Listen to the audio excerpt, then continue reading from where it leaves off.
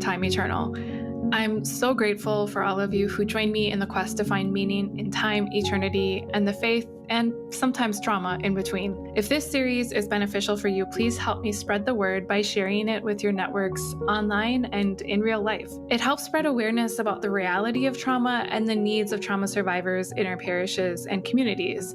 And it may help folks actively dealing with trauma find meaning, community, and encouragement in their struggle. Learn more about my trauma-informed coaching services at NicoleRokas.com/coaching. That's Nicole Rokas, ROCCAS.com/coaching. Otherwise, you can always find me on Instagram, Twitter, or Facebook at Nicole Rokas, where I keep the conversation about these podcast episodes going through images, discussion questions, and resources.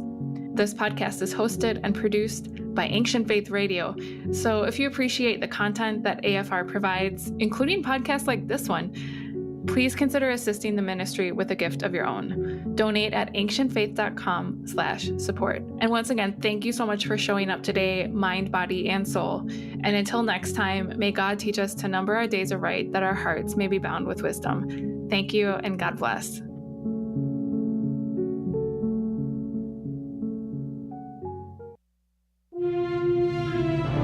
The ancient faith for the modern world. This is Ancient Faith Radio.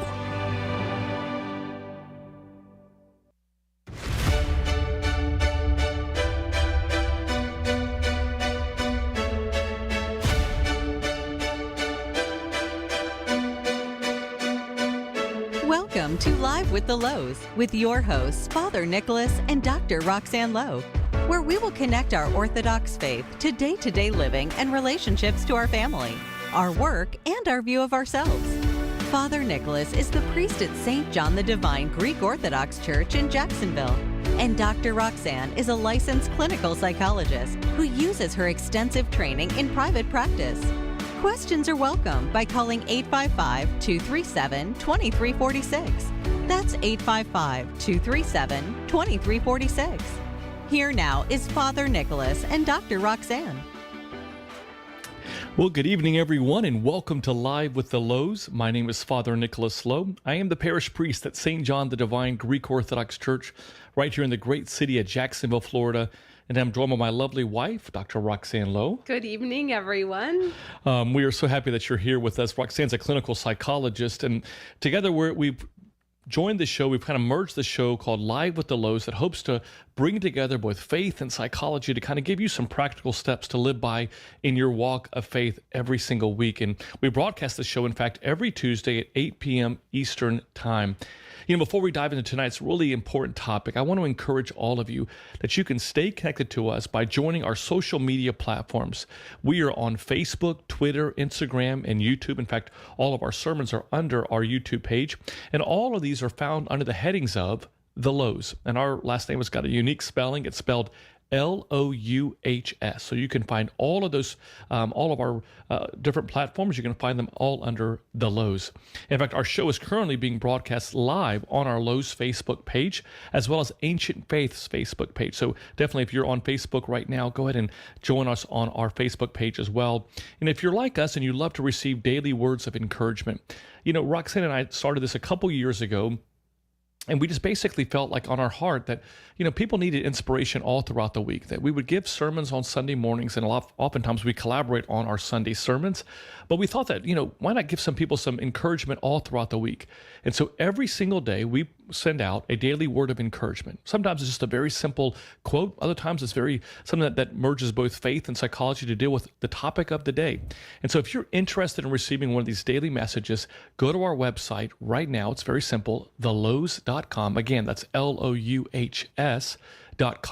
You're going to see in the top right corner the word subscribe. Click on that subscribe button, and all you have to do is simply put in your email address. All you will receive is simply daily words of encouragement. So if you are already receiving them, we do encourage you, just share them with your friends and family. I don't know about you, but every time I turn on the news, Roxanne, I just get so down because there's just so much doom and gloom. It's like as if the negative news is always outweighing the positive news. And so I think that Yeah, there's just so much pain and suffering. I mean, I know even within our own, our friend group, our extended family, the prayer list for people who are suffering and dealing with brokenness, it just grows and grows and grows. And you never know what someone's struggling with. So Right. these are random messages, but you never know who it's going to hit and who might be needing it that day. Exactly. So do us a favor and then simply just share those messages. Every time you'll receive them in the very top on the email will be an opportunity for you to simply share it with your friends and family. So take advantage of that as well. And as you know, about a year ago, we published a book called Renewing You,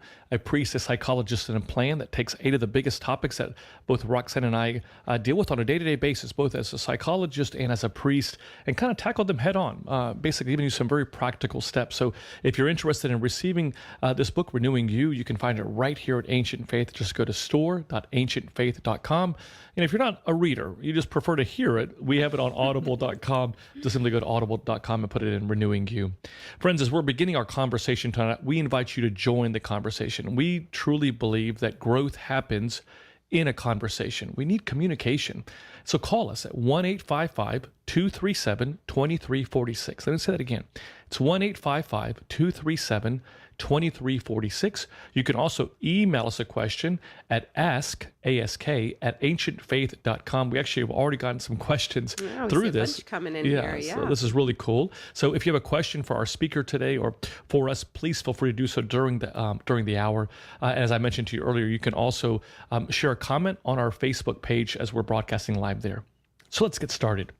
Last week, we began a conversation with 3 young adults from all over the country. We basically asked them, how is it to being a young adult, dealing with the many transitions that they go through, graduating high school, dealing with college life, graduating college and trying to find a job, or even finding that spouse, how difficult those transitions are. It became one of the most downloaded messages that we've given over the last year. And I just encourage you, if you haven't, you can always find an archive of all of our messages and all of our podcasts right here on Ancient Faith under Live with the Louhs. But today we want to dig a little bit deeper. We actually want to go back to an earlier age group. We want to talk about our children. What are they going through? Are they truly engaged with the church? Why not? And what should we be doing about it? Here to talk to you tonight is an absolutely dear friend and really sister in Christ, Alyssa Kyritsis, who's the Youth and Young Adult Director for the Metropolis of Pittsburgh. And for those of you that may not be part of the Orthodox Church, just so you know that the Metropolis of Pittsburgh has about 52 churches. And so Alyssa Kyritsis oversees all of the youth and young adult programs at those 52 churches and works alongside their parish priests as well as their youth directors. Her role oversees all of these parishes, and it's no easy task, but let me tell you why she's the perfect person for this position. Alyssa is a graduate from the University of Connecticut with a Bachelor of Science in Human Development and Family Studies and Holy Cross Greek Orthodox School of Theology, which she earned a Master's of Divinity with high distinction. And by the way, the Master's of Divinity is the exact same master's degree that many of our clergy receive. So it's kind of beautiful to see one of our women of our parish receiving and earning a degree and with the exact same credentials that we see all of our many of our priests in our archdiocese. Alyssa has always had a passion for youth ministry. Upon graduating the seminary, she moved to Jacksonville, Florida. Yes, that is Jacksonville, Florida, our parish here in Jacksonville, in June of 2014 to begin her work as the pastoral assistant here. She remained here for 6.5 years before moving back to Pennsylvania to be closer with her family. In May of 2021, she was hired as the Greek Orthodox Metropolis of Pittsburgh's Director of Youth and Young Adult Ministries, where she's currently at. She's also served on staff in leadership roles at Camp Nazareth, the Metropolis of Boston Camp, the Ionian Village, which is located in Greece, the Antiochian Village, which is located in Pittsburgh, as well as St. Stephen's Summer Camp, located in South Carolina, and various other summer camps and retreats over the past 14 years. She has been contributing author for Praxis magazine and the Metropolis of Pittsburgh summer camp curriculum. She's interned at both the Metropolis of Pittsburgh and the Greek Orthodox Archdiocese youth offices. And she's a recipient of the Orthodox Christian Network's 2017 30 Under 30. She is married to an amazing man, Nicholas Kyritsis, and they have 2 beautiful children, Nicholas, who is 3 years old, and Gregory, who is 6 months old. And I cannot tell you how excited I am on a personal level to have just someone that I have believed in and just poured so much into, and who has poured so much into me and has helped my ministry so much, and having Alyssa being on tonight's show. So Alyssa, welcome to Live with the Louhs. Thank you so much, Father. I'm so excited to be here. What a nice reunion. It is an absolute reunion. I know there's many of our parishioners here in Jacksonville that are tuning in. They're so excited to hear your voice and just left such a great legacy in our parish. So thanks so much. But, we wanted you on the show tonight because you're on the front line. You are dealing with not just one parish, but 52 churches where if there's an area that many parishes are struggling with, as we all know, it's in our youth. Mm-hmm. You've made it a point to visit every parish in your metropolis. Is this a problem you see everywhere that you visit? Unfortunately, it is. So one of my goals coming into this position, because I've been out of our metropolis for quite some time, as you know, I decided to visit every parish, and within a several year span, there are a lot of parishes and a lot of land to cover. So far, I visited with 18 of the 52, and I met with their youth and young adult leaders. My purpose is to assist them in their ministry, make a connection, see what's working and what's not. And sadly, 18 out of the 18 all share a common problem. Our attendance is weak. Our numbers are low.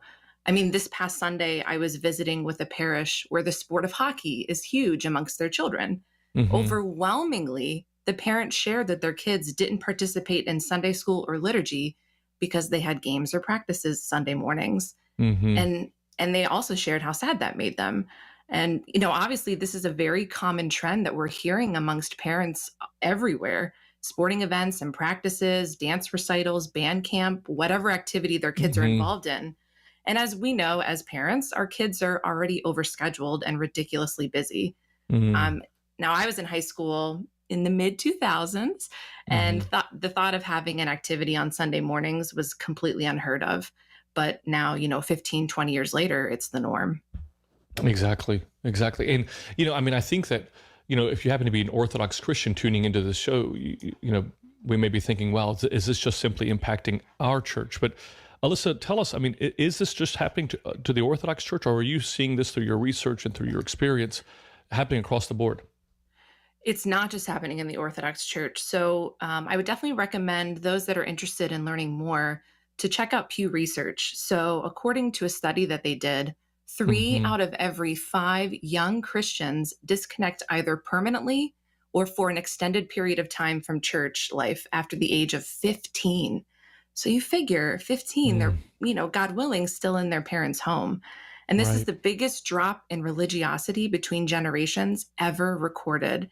And this actually covers all faiths as well. So to gain a better understanding on the Orthodox perspective, I actually reached out to Steve Christoforou, who is the director of youth and young adult ministries for the Greek Orthodox Archdiocese.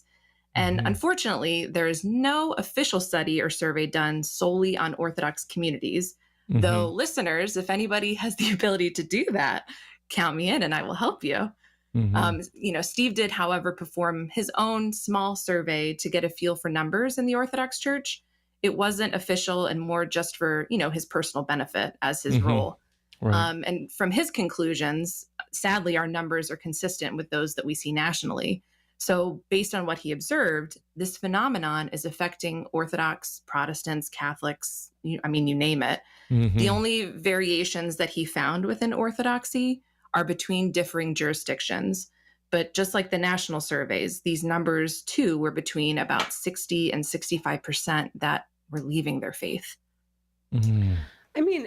What's interesting to me here, when you really think about the youth in our church and you think about, okay, there's all these practices, there's the world kind of comes in on us during Sundays, right? The world does not stop for us to live Sundays. No more is the Sabbath. And there was a time when that would not happen. Right. There was a time on Sundays where those were sacrosanct, that there would not schedule events, that there would not be games on those days. I remember that growing up, and then now it's the pendulum has shifted from one side to the next. It absolutely. And so I think we have the factor of the world, right? That no one's going to sort of stop for us to be in church. But, part of me is wondering too, is the church addressing these sort of complex social issues that are facing our youth? And is the faith sort of made relevant in their career, in their life, in their interests? And is the Bible, clearly taught in ways that bring some level of meaning? Because I think what happens, with a lot of our youth is they're emotionally immature, but they're spiritually immature. They don't know what they don't know, and they don't know what they're missing because they don't know that they need it. And, when I talk to youth, there's this sort of difficulty in realizing why they would need the church. And in the past, the church has been sort of antagonistic towards science. They have more exclusive worldviews. And so, kids don't know how to make sense with, hey, the church doesn't agree with some of the things I'm seeing and what I'm doing, and they're not inclusive. So, where does that leave me? Well, I guess I don't need it. Right. And so, part of me wonders, are these also some of the foundational variables besides the world kind of caving in, that sort of kids don't know that they need it, and the church maybe is not speaking relevant enough into their lives on that level? Sure. And, to take it even further, we're brought up in a society that focuses so much on the self, to make things easy, to focus on what makes me happy, the cheat ways to get things done. And so I feel like with that, if people aren't getting much out of church, they're just going to stop going, because to them, what's the point? So I think it is imperative that we, create these foundations in our youth from a very early age before society affects them in that way. Right. So there's that sort of consumer driven piece of church, consumer driven culture. What is the church doing for me? And is this entertaining? Is this boring? Right. And, I guess that's something interesting to explore too. I mean, should the church be, catching up with what's lively or interesting, to kids, as you see in a lot of I would say non-denominational churches are doing, or do we have the conversation of, it shouldn't be a consumer-driven culture. We are here to give glory. It's not supposed to be about me. And being able to talk to our kids about this at a young age, that you are here to glorify God, and it's not supposed to be entertainment for you. It's a time of stillness. Yeah, I was going to ask, Alyssa, in you travel around. I mean, obviously, every parish has its own unique culture and style. But at the core, I mean, do you think that a lot of young children or young adults are struggling with really where they fit in the church? I mean, just kind of knowing their identity, maybe knowing their purpose? Yes. So if you look at studies done on, the reason that these young people are leaving, one of the top ones in every study I found is lack of involvement within their churches. And this is for, this is even focusing on Protestant churches that, as you mentioned earlier, Dr. Roxanne, they're a different style of worship, to put it lightly. So just that feeling of not being able to connect. So in my opinion, if we continually leave our young people in the pews, to me, that gives off the impression that we don't value the gifts that they can offer their church just because of their age. And I mean, we're all guilty of this in some capacity. Like, for example, this may be silly, but you mentioned earlier, I have a 3-year-old at home, and he's in that stage where he always wants to help me. However, him helping me typically doubles the amount of time it takes me to complete a task. So, if I'm rushed, I steer him to do something else. And I think we do this to our kids as well. As older generations, we may feel we know the best, be established in our routines, or rely on, the same volunteers week after week, when in reality, we should really be looking to the words of St. Paul, which I love, when he says, "Don't let anyone look down on you because you are young, but set an example for the believers in speech, conduct, love, faith, and purity." So, when we don't involve young people, or when we segregate them to just the youth group, which I know we struggle with in the Orthodox Church, is doing that cross-generational ministry, they may feel like they're not a part of the church and leave as they phase out of the group they've been assigned to. And I mean, you look at the studies, they're leaving when they go to college. They're phasing out, for us Greeks, of the Goya, and they can't find where they belong. So what are your thoughts on that, Alyssa, on how to, basically give them roles? I mean, would you think about mentor, maybe a mentorship program where some of the older youth are maybe mentoring the younger youth, walking alongside them, bringing them into activity in the church? I mean, or how do you recommend the church as a whole kind of help these kids feel connected? Sure. So I think one way is to discover the children's gifts. So, are they good at drawing or are they drawn to art? Teach them about iconography, explain the symbolism to them. If the child enjoys singing, get them in the choir, or even for you parents, sing the hymns Mm, of the day at home with them.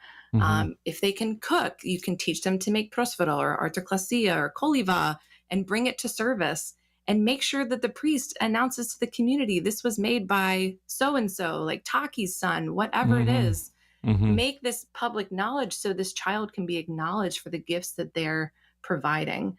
Could and like or an usher or greeter, like could you guys imagine mhm, walking into an Orthodox church and being welcomed by a child? mhm, Could you imagine that? I couldn't even fathom that. mhm, But mhm, what joy that would bring walking in and seeing this tiny human, saying good morning and handing me a bulletin. mhm. The best part of all of this is that as parents, those that want to get their children more involved, if you don't understand or know this, you can learn alongside with them. So, what a beautiful way to experience the faith by learning it side by side with Absolutely. your child. That would be very Mhm. powerful. You're listening to Live with the Louhs. We're so grateful that you're joining us this evening. We are speaking tonight with Alyssa Kyritsis, who's the Metropolis of Pittsburgh Youth and Young Adult Director. We're talking about how do we get our youth engaged in the church. What we're seeing throughout churches across church lines is sadly, an epidemic, really, where many of our youth are either they may be physically in church but are disengaged within the church. They're not their involvement, their connection to Christ and the church. We're seeing in a large or across churches, we're seeing them struggle with participating and feeling that level of involvement. So we're speaking with Alyssa, and we invite you to call us if you're interested in speaking with her. At our number at 1-855-237-2346. That's 1-855-237-2346. You can email us a question at ask@ancientfaith.com. That's ask@ancientfaith.com. We're also broadcasting live on our Facebook page, and that's under the Louhs. So go to the Louhs Facebook page and simply just share a comment. We'd love to get to it during the show. So we actually have a question that's come in via email, Alyssa. Sure. The question tonight is probably a popular one asked many times and heard throughout our church. What can we say to families and their children who are very involved at the church? For instance, their family attends regular church services, is involved in the various ministries. When they notice that others only come to church when it might be a Goya youth day or dance practice or festival time, and the kids who are involved say, well, that's not fair. Everyone has a different situation and going through personal obstacles, and I'm asking, how can we get our youth to understand that, and how can they encourage their peers to come to church more often? What do you think, Alyssa? That's an excellent question. So, one of the biggest suggestions I could offer for that is the peer to peer contact. So, if when I was your pastoral assistant, when I would call to check in on families, it would mean a little bit, hearing from me. But if the president of my Goya reached out to families, I think it would be a lot more powerful. So, I think Mhm. children encouraging children is really, really important and something along these lines. And even further than that, find their reason why. Why aren't they coming to church? Maybe they're struggling. Maybe they're going through something. Maybe you need to be an angel in their life at that moment. It's so easy for us to, I don't want to say judge, but notice when people are absent and notice the seasons that they're there. And there may be things going on in their life that we're unaware of. So I think it's important to also check in with that family to see if you could be an assist to them as well. I love that. I love that I love peer-to-peer that. Yeah, peer-to-peer connection. reaching out. There's another question that came in just right now, Alyssa. It says this: I still hear that our youth are disconnected from the church, and I wonder if it's because it's so hard to, quote, do religion just on Sunday. Yes, faith is a struggle, but if we can move it from something that they only do on Sunday to something that they do every day, make it a routine part of every day. How do we do that? How do we make it a routine? How do we convince them of the benefit to them of daily expressions of faith in a world that feels increasingly chaotic? I think a really important thing is to be that example. Mm-hmm. So, parents, I'm looking at you specifically. if your children see you not praying in the morning, if they don't see you doing your cross before you eat or get in the car, they're not going to do those things either. Children, they learn based on the environments that they grow up in. So I think it's imperative that as parents, grandparents, godparents, whoever you are to these children, that you're setting that example and you're guiding them to do these same types of things. Of course, it's important for our children to get engaged in scripture of some sort, but it's hard to hand them an Orthodox Bible and tell them, okay, go. Yeah, yes. I think it's important to also co-learn with them. So exploring scriptural stories together, diving deeper into them, having discussions on them. I feel like a lot of times we kind of put the education on our children. And I think it's important that we recognize our own faults and where we need to learn, and learning alongside our children is really important in doing that. I love that. Alyssa, we've talked about some of the factors that kind of keep our youth from being engaged in church. Maybe share with us some others that you're coming across as your travels throughout the metropolis and really just across the nation that are keeping like our youth away from the church. So, obviously I just mentioned it, but the environment that they were raised in. So that obviously plays a big part in if our children attend church or not. If their parents aren't attending, naturally they will not be attending. And scheduling, which we also spoke about. And I hate harping on this, but I would be remiss if I didn't at least mention COVID as one of the culprits of why our children are not in church. And I'll admit, I'm not one of those who says that's the sole reason, and I don't make excuses with COVID, but I believe that so many people got comfortable in how things were during that time. They'd rather watch services in the comfort of their own home than go through the motions of, getting ready and going to church in person. And I actually know I have friends that were our clergy who stopped their live streaming once all mandates were lifted in hopes to encourage people to return. So I feel like, that's unfortunately still something that we're facing today, is this struggle with COVID and bringing our people back. But I think our children also find something else to cling to. And, this kind of ties back to missing, church for sports and whatnot. I remember at seminary, I took a marriage and family class with Dr. Kyritsis Fitzgerald, who I just adore. And at the time I was actually dating Nico, and it was new and exciting. And so naturally I was thinking of him all the time and communicating with him constantly. And when Dr. Kyritsis explained that you should think of Christ like that, it really hit me. I was so focused on this amazing man that I was neglecting an even more amazing man. So, we're all guilty of this. We make idols in our life. And I feel like our children are doing that as well, as whether it's their activities, whether it's their phones, even their friends, they are putting all of these things before Christ. And that's something that we all, not just our children, but we all really need to work on. I know I do. No, I think that's something that we see so prevalent in society. And I was reading a recent study that found that, the single most influential person in a child's walk of faith is the father. And I used to think that it was the mother, but it's actually the father. And, sadly, and this again, across the board, we see this in a lot of churches where the women are there, but the fathers are not. And I think that's one of the things that we as a society, as men, have to also recognize is the importance that we do and we have in raising our children in the ways of the Lord, that our influence, that our words, our actions impact that. And I think to what you were sharing to Alyssa, which I think is so vital, is, and I think as you were highlighting too, Roxanne, earlier, is the importance of, modeling that, and I think for a lot of people, and one of the things I probably would challenge parents, but also clergy, to be quite honest with you, is that, is providing tools and ministries where children can truly take what they're learning on a Sunday morning and apply it, make it applicable. This, Alyssa, when you were here, but one of the things that I oftentimes tell people is, if people are investing their time in being in a church on a Sunday morning, and because there are obviously a billion different choices that people have, and obviously we would want them to be in church. That's where God ultimately wants them to be at the first day of the week, to be in church. But if they're investing their time, then they need to get a return on that investment. In other words, it's not just the opportunity of experiencing the liturgy, which in and of itself is everything. That is the Alpha and the Omega. Don't get me wrong. But every priest tends to give a homily or a message, and that message should be something to where a young child in the pews would find that applicable, as well as the senior in the parish. And I think sometimes we're giving in homilies, we give like academic dissertations that, to be quite honest with you, it makes it extremely difficult for people to make it practical in their everyday lives. So I think, it's just, I think so often in society we try to like pigeonhole that if we just simply did this, then everything would be okay.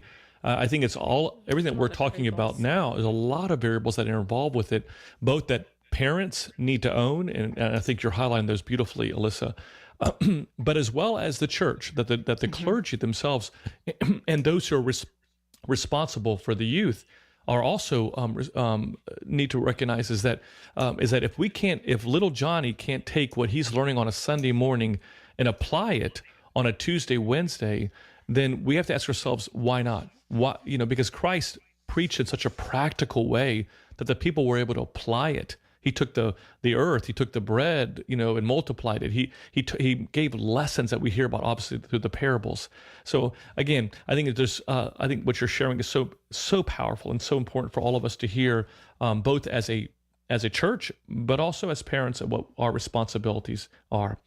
You're listening to Live with the Louhs. We are so grateful that you're joining us this evening. We are speaking with Alyssa Kyritsis, who is the Youth and Young Adult Director for the Metropolis of Pittsburgh. She basically oversees the youth ministry programs for 52 parishes. She works alongside with those parish priests as well as their youth and young adult directors in their local parishes, and basically is yearning and working very hard to kind of help make Christianity practical in the lives of our youth. And she's here with us tonight. We're talking about how do we get our youth more engaged? What are some practical ways to get our youth back? So we encourage you, if you have a question, if you're a priest that's listening live, or a pastor of a church and you have a question for Alyssa, or for those of you that are parents and want to look at how to better apply what you're hearing on a Sunday in your own home life, give us a call at 1-855-237-2346. That's 1-855-237-2346.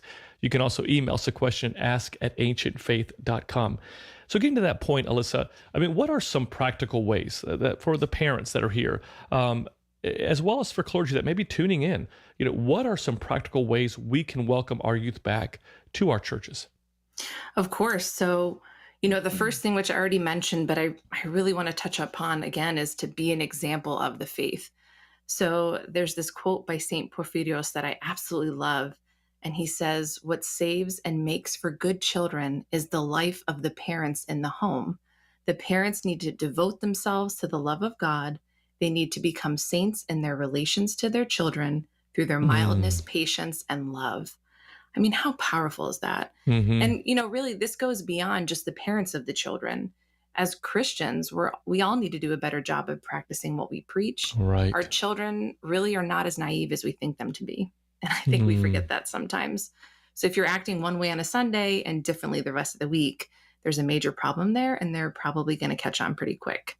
Another way is educating them. I know this sounds silly, but how many times have we heard our children share, "Church is boring. I don't want to go. I'm bored." Mm-hmm. My 3-year-old may not verbalize that, but the fact that he's more interested in waving at people or asking me for fruit snacks 46 times throughout the service, that shows me he's really not into it. So, what if we as parents were to dive deeper with our kids and bring the liturgy to life for them? Share the symbolism, the reasoning for the text, what they see, smell, hear, taste, touch.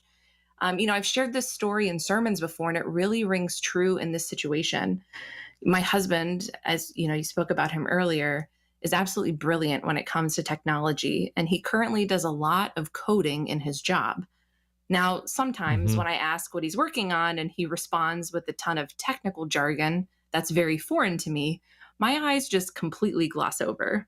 I disengage due to my ignorance. Now, if I took the time to actually let him teach me, it's possible I could maybe fall in love with what he does, or at least be able to engage in a constructive conversation. So let's do that for our children, so that they also may engage in the faith with the knowledge and understanding of its beauty. I think all of our listeners can agree that that's, exactly what we want for our children, that ability to engage in the faith. Something else is investing in them. So for those youth ministry nerds like me out there, I'm in the midst of reading a book called Sustainable Youth Ministry by Mark DeVries. And he shared a really powerful story that actually hit me. And Father, you may want to use this for a sermon. I'm all about that. Yes, he was leading a youth ministry seminar and asked the audience what their church would do if their steeple, now mind you, they're Protestant, what would they do if their steeple blew off the church? What would happen? So the reply was always, well, we would fix it. And, he would add upon that. It'd be really expensive. It would take a while, but people still said that they would fix it. And this Mark kept pushing and adding excuse, trying to explain why it would be difficult, but the people still rallied and said they would fix it. So when asked how, the response overwhelmingly was something along the lines, we would figure it out. And, quoted directly from the book, I'm going to read this part. He says, churches seem to know how to find the money to repair steeples. It may be an annoyance, but most churches will figure it out. Isn't it interesting how few churches feel anything close to this kind of urgency about our own youth? Not to mention the thousands disconnected in their communities. Right. Wow. I love that. That hit me. And you may not, I'm not saying money solves all problems. And I never want those words to be, portrayed that way. But being able to provide for our children, offering scholarships to camp, doing more ministry work on the church parish level, I think that's really imperative to these children. I think, something else is to love them in their differences and do your best not to judge, which is really tough. As we see, no child is the same and we shouldn't treat them as such. And I urge all of us to be mindful of the language that we use, especially around our children. Your churches, may have children with tattoos, with face piercings, with colorful hair. Your churches may have children who are gay. They may have found out they're pregnant. Maybe they have suicidal thoughts. And God didn't instruct us to judge these children, but he chose to tell us to love our neighbor as ourselves. In the study, it says 1 of every 6, and this is young adults, but young adults right out of high school with a Christian background said that their faith did not help them with depression or other emotional problems they experienced. Right. And that's really one of the most heartbreaking statistics. Absolutely. Because as we know, our church should be a safe haven for those with any difference that they bring. So I think it's really powerful to focus on the differences and welcome it with open arms. And one more thing, if forgive me, I feel like I'm just please. But this I is think actually... people are writing it. We're actually writing it down, and I think people are probably writing these down as well. So please go ahead. Thank God. So this was a trick I learned from you, so I will give you credit where it is due, Father. But I think it's very important to be present outside the walls of the church for these kids.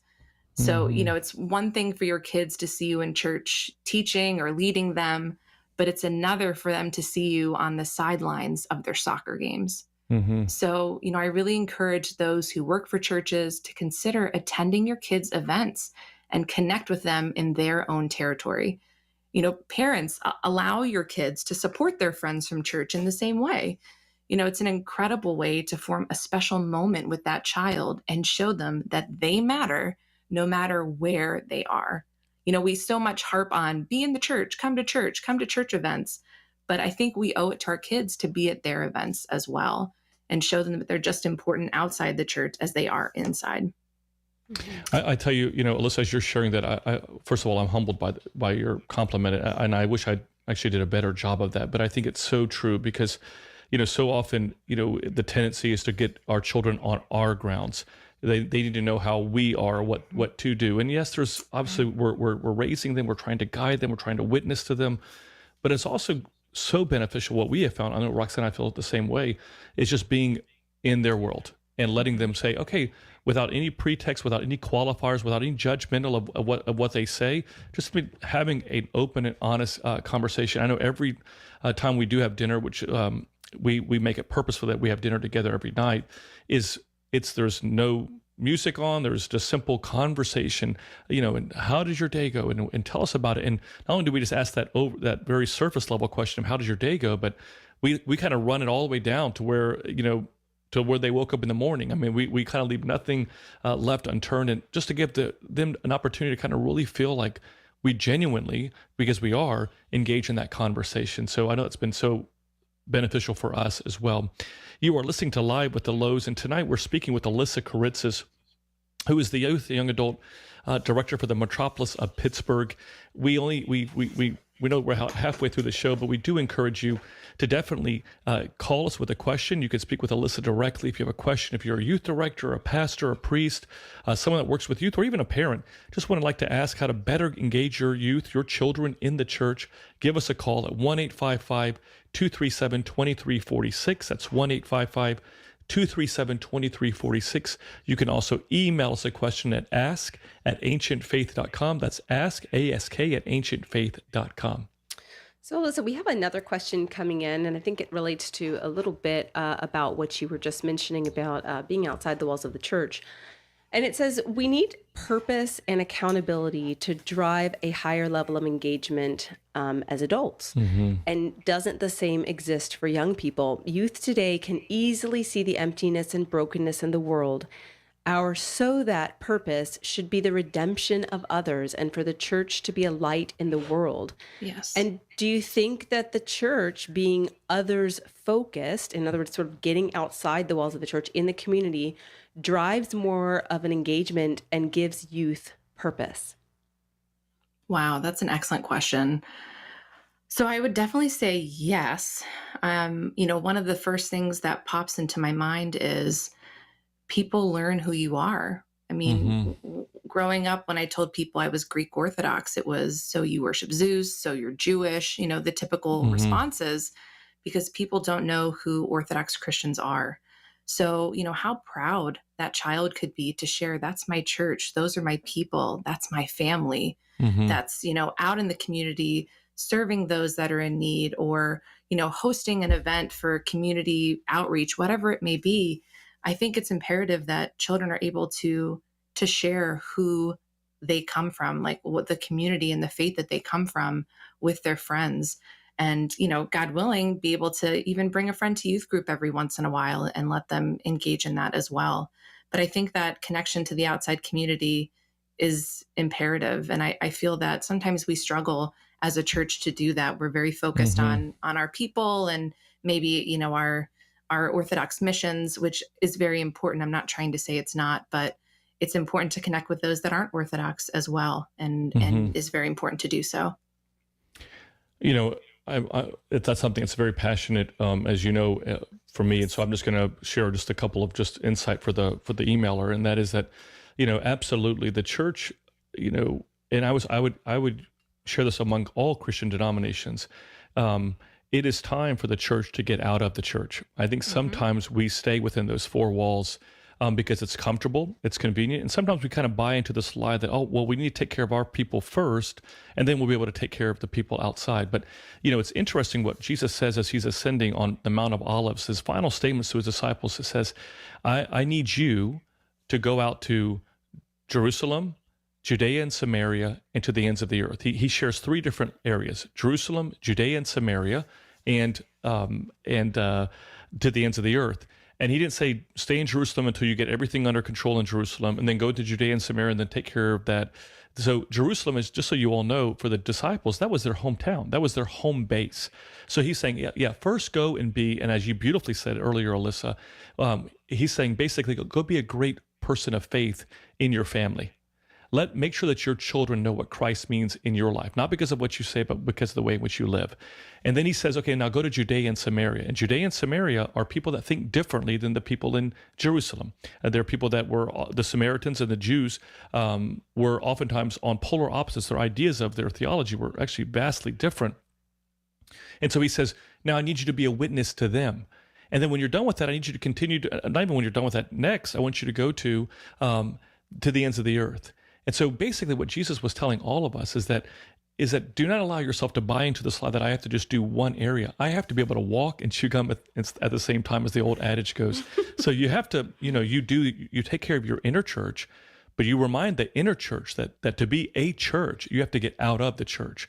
It's to get your homework assignment by receiving the holy body and blood of Christ, the Eucharist, to get your assignment and your prayer to get prayed up at a liturgy, so that you can go out there and make a difference in this world, both in your community as well as in the world itself. And so I think that's essential. I think that one of the signs of a healthy church is knowing what impact you are having on your neighborhood. I heard someone once say, if your parish left or your church left the street that it's located on, would anyone on the street miss them if they were to leave? And so it's something that we definitely are all challenged with. And I mean, I think if our families listening, I mean, what a great way to engage your youth in the life of the church is to serve with them outside the church. Right. I think no better way to display Christ than to sort of strive in ways that you can to be that living example.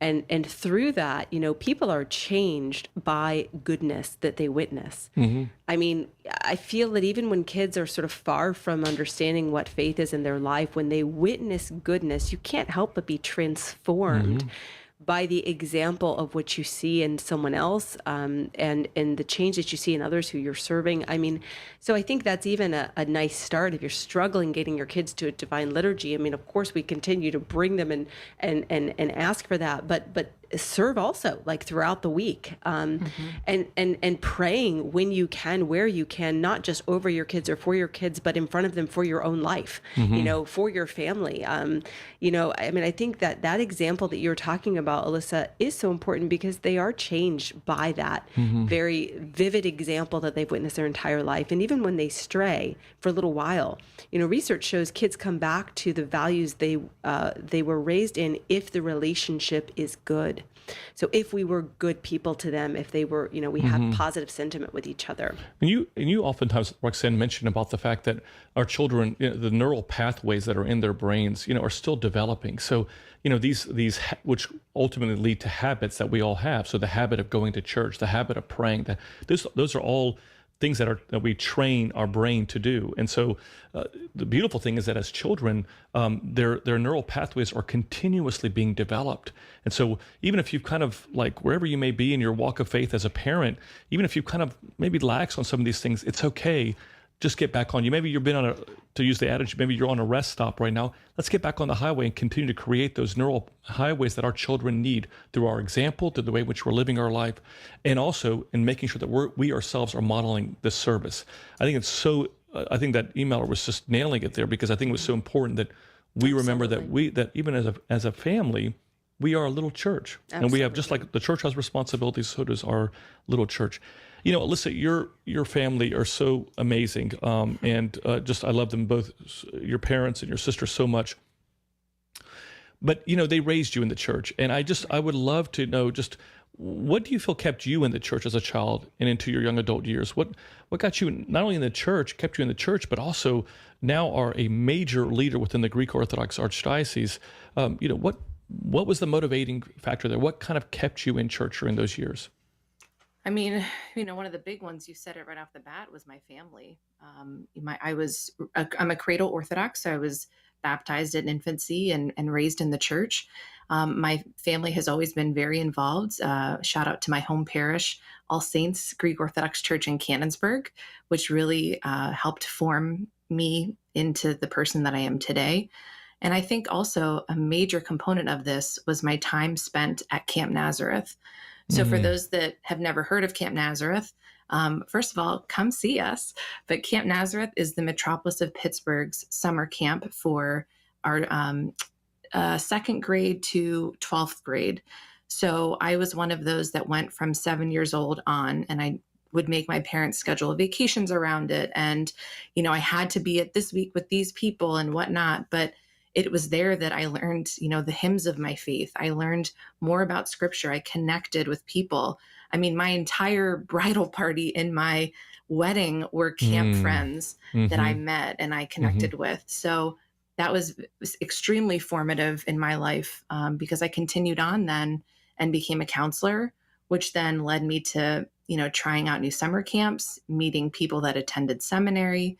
And again, led me to my studies at seminary, which I started off as a marine biology major, and I ended up graduating from the seminary. So, just I really give a big shout out to camping ministries in general, kind of guiding me in a lot of what I did, and having the love and support of my family along the way that were so encouraging for me as a young woman entering a field that, respectfully is very dominated by men. It was just so important to me to have their love and support and example in all of that. Once again, there's a few minutes left in our show. We only got about 10 minutes, Roxanne. It's going by way too fast. It's like, I can't believe we're already at 8:50. But if there is some time, though, for you to call in. If you'd like to speak with Alyssa, you can call in at 1-855-237-2346, or you can email us a question, ask@ancientfaith.com. And we also want to just remind you that if you're looking for a daily word of encouragement or inspiration, as we mentioned at the top of the show, definitely go to the Louhs website right now. In fact, go to the Louhs.com. That's Louhs.com. Click on that subscribe button and simply just subscribe to receive one of our daily messages. We send them out about 7 o'clock in the morning every single day. And if you find them beneficial, if you're already receiving them, do us a favor and share them with your friends and family. We have another question here, really looking for resources, Alyssa. So we're going to be asking you a little bit about some literature that you can recommend for people wanting to learn more. But the writer says, do you have any experience with tools like the Effective Christian Ministry Program or others? And can you point us in the direction of similar or more effective resources to help us re-engage our most precious youth? Sure. So the Effective Ministry Program they're speaking about was put out by Steve Christoforou and the Department of Youth and Young Adult Ministries in the Greek Orthodox Archdiocese. And as a youth worker, I'm telling you all, run to it, learn from it. This program is expanding. They're actually creating cohorts. They have coaches and people to kind of help those that are working in ministry. Parents, I think it's also imperative for you to go through it as well, to recognize how to kind of bring that church into your own home, as Father and Dr. Roxanne mentioned, the little church in the home. To kind of study up more a little bit on ways that, a little more of kind of what we're talking about today. There are 2 books that I want to bring to everyone's attention if they want to dive a little deeper. So I will confess, one is on my reading list, but I've heard amazing things from fellow youth workers. It's called You Lost Me: Why Young Christians Are Leaving Church and Rethinking Faith. And it's by a gentleman named David Kinnaman. And it's actually based off of a 5-year nationwide study by the Barna Institute, who I'm sure Father and Dr. Roxanne, you get, I'm sure, a lot of information from them. They're phenomenal. So it actually focuses on young people who were regular churchgoers in their Christian church during their teen years and explored their reasons for disconnection from the church after the age of 15. So this is focusing, a lot of the studies we see are talking about millennials and young adults, but this is focusing more on those that are younger. And it actually dives into the ways the Christian community has failed to equip these young people to live not only in, but of the world.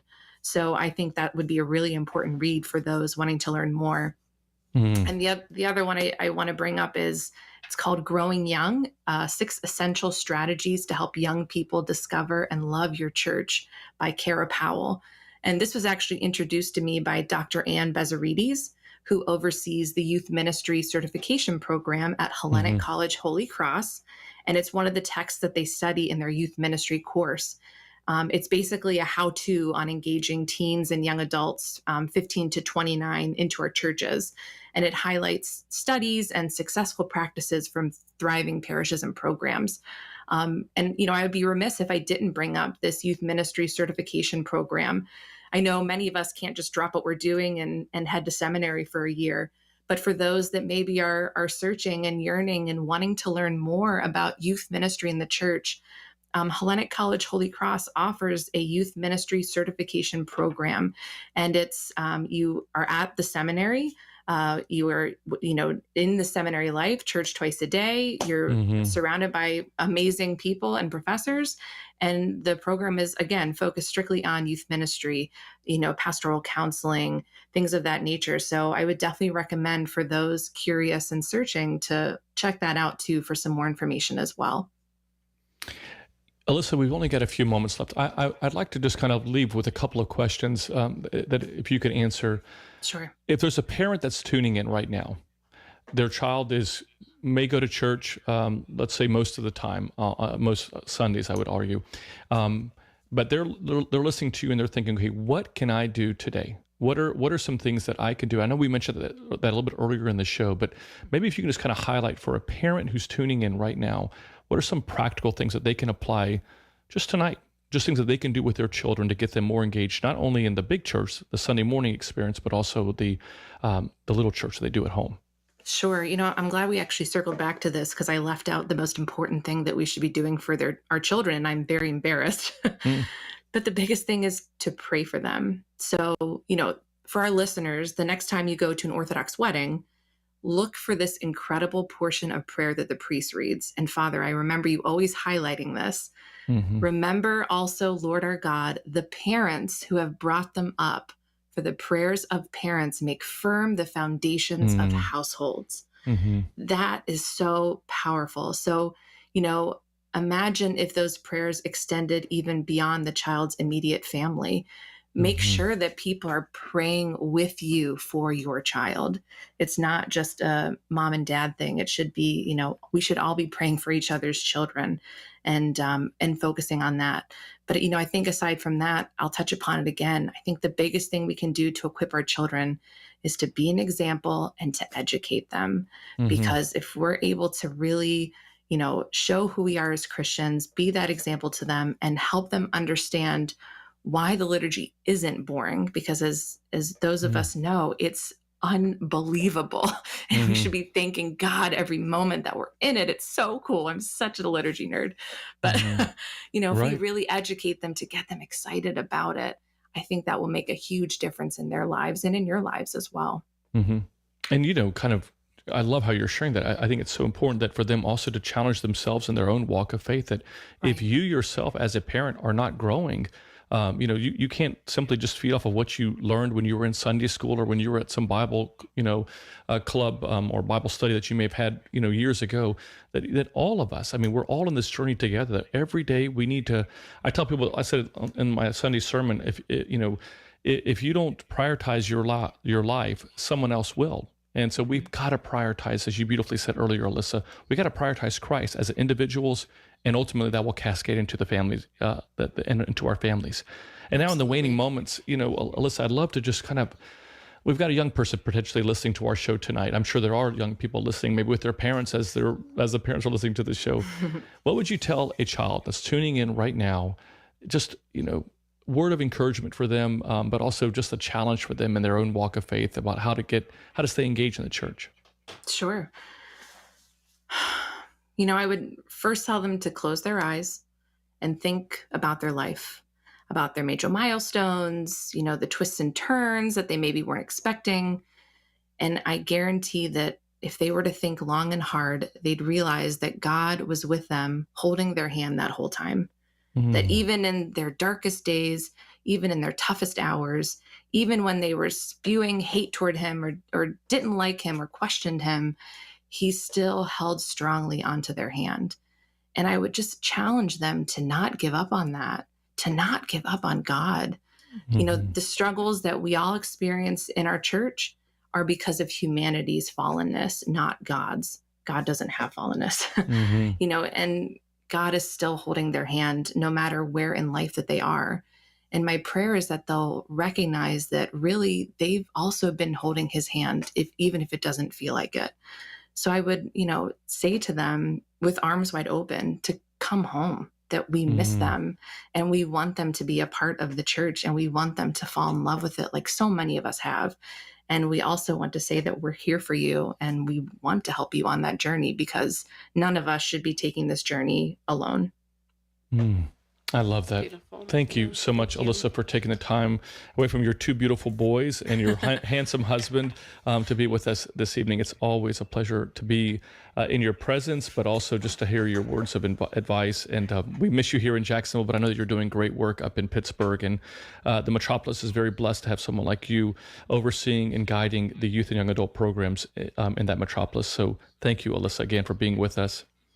Thank you so much, Father. And Dr. Roxanne, it was a blast. It was so nice having a little Alyssa, we reunion love with you. Yes. Thanks for coming on. Say hi to the kiddos. And if you've enjoyed the show, we do encourage you to share the show. It'll be posted on our social media platforms as well as on Ancient Faith. Do us a favor, share them with our friends and family. I think that one of the things that sometimes we're blessed that we receive a lot of information, but God wants us to receive it, but also to distribute it, to use our little click on our mouse or on our cursor on our computers to make a difference and to share messages that hopefully inspire us. So we encourage you to share the show. And also, if you're just as a friendly reminder, if you want to receive our daily inspirational messages, go to thelouhs.com, click on that subscribe button, and just hopefully that'll inspire you and share them with your friends and family. Once again, thanks to all of you for joining us tonight on Live with the Louhs. It's an honor to have you with us. May God bless you and stay strong in your walk of faith. Father Nick and Dr. Roxanne are the authors of the book Renewing You, a priest, a psychologist, and a plan, which can be purchased at store.ancientfaith.com. Their daily inspirational messages can be found at thelouhs.com/subscribe. Be sure also to search for The Louhs on Facebook, Twitter, Instagram, and YouTube. Live with the Louhs is a listener-supported presentation of Ancient Faith Radio.